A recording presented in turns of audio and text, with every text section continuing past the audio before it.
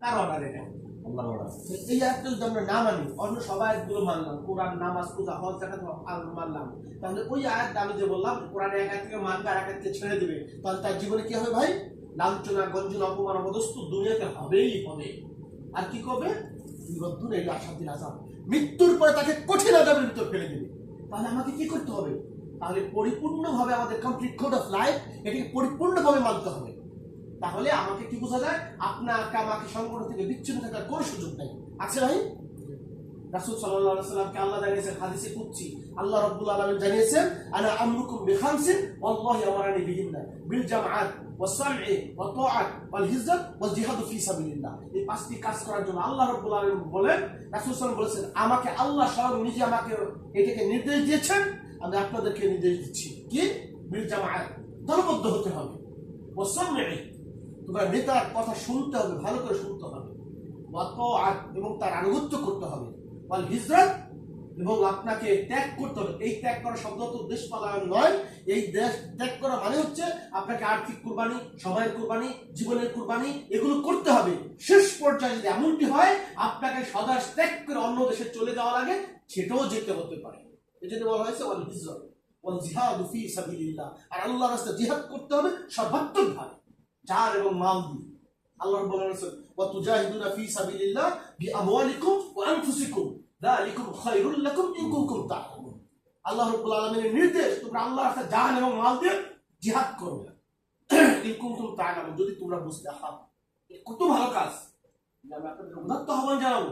এখানে ওয়াজের সময় গভীর রাত, আমাদের সকালে প্রোগ্রাম আছে, আপনাদের প্রোগ্রাম ডিউটি আছে। আমি সংক্ষিপ্ত যে কথাটা বলছি, আমরা যারা প্রবাসে আছি, প্রবাসে সংগঠন করা মানে হচ্ছে মায়ের পেটে যেমন মায়ের কোলে দুধের শিশু যে আরামে খেয়ে দিয়ে ঘুমিয়ে যায়, আমরা এখানে সেভাবে সংগঠন করি। এখানে পুলিশের ভয় নাই, ধরপাকড়ের ভয় নাই, জেল জুলমের ভয় নাই, কোনটা আছে ভাই? বাংলাদেশের এই কজন লোককে এভাবে কথা বলতাম, এতক্ষণ মানে সিআইডি, ডিআইডি, এনএসসি, পুলিশ যা আছে সব কিছু আমাদের ঘিরে ফেলতো। কত বাদর, ইঁদুর বাদর কত আছে, ফোন করে জানিয়ে দেওয়ার মতো আশেপাশে আছে না ভাই? এখানে আছে, এখানে আলহামদুলিল্লাহ। এখানে আমরা যারা আছি, আমরা কি এটুকু কমিটমেন্ট করতে পারি? আমরা একনিষ্ঠভাবে জামাত ইসলামের সাথে একত্রতা ঘোষণা করে আমরা এখন সাংগঠনিকভাবে কাজগুলো করব। আপনারা রাজি আছেন? ইনশাআল্লাহ। আল্লাহ কবুল করুন।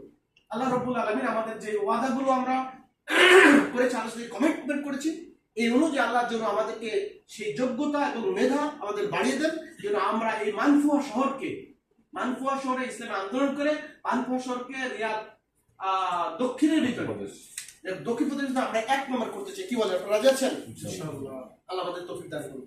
এই পর্যায়ে আমরা এখানে ভাই সামনের দিকে আগাই নাকি? আমার কথা সারাংশ দিকে আমি চলে আসছি। আপনাদের এই জায়গাটি, আপনাদের এখানে তালিমুল কোরআন চলছে, দাওয়াত শিল্প চলছে। আমাদের মোহতারাম জনাব রাশিদুল ইসলাম ভাই অনেক পরিশ্রম করেছে, আপনারা সবাই পরিশ্রম করেছেন। এখানে একটা ফসল হচ্ছে, আপনারা যারা ইসলাম আন্দোলনকে ভালোবাসেন, ইসলাম আন্দোলন করতে চান, তাদেরকে আমরা সাংগঠনিক ক্যাটাগরিতে আগাতে চাই। কি বলেন?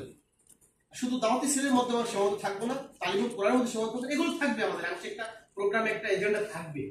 আমরা সাংগঠনিকভাবে পরিচালনা করতে হলে এখানে একজন দায়িত্বশীলের দরকার, একজন মানে আমাদের যে সাংগঠনিক কাঠামোগুলো পূরণ করা দরকার। কি বলেন?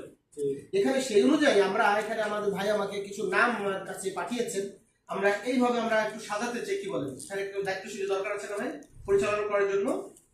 আমরা এখানে আমি এখনো পুরো ভাই আমাদের পরিচিত করবো, ওই যে আমরা লাস্টে জেনে নেব যে নামগুলো আসছে। এখানে আমাদের এই উপশাখাটা একটা উপশাখা রূপ দেবে আমাদের। এটা দাওয়াতি ছেল ছিল, সাংগঠনিক ছেল ছিল, এখন আমরা উপশাখা রূপ দিতে চাই।